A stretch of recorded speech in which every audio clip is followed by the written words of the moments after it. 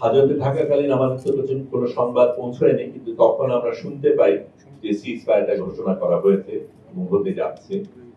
এটা আমাদের কাছে খুব পরিষ্কার ছিল যে এতজন এত কথা বলছে, তাতে কিচ্ছু হচ্ছে না।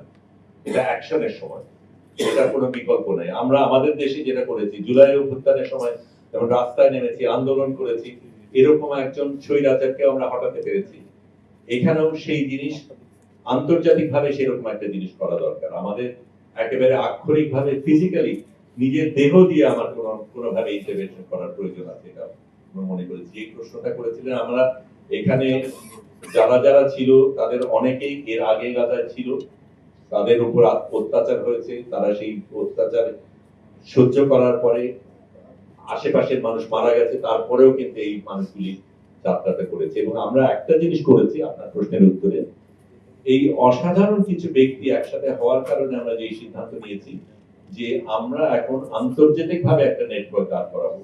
যেহেতু গ্লোবাল লিডাররা করবে না, আমরা অ্যাক্টিভিস্টরা কিভাবে করতে পারি সেই লড়াইয়ের প্রস্তুতি আমরা নিয়েছি। একটা সেটা বিস্তারিত আলাপ আপনার সাথে করব না, কিন্তু একটা ব্লুপ্রিন্ট আমরা করে রেখেছি।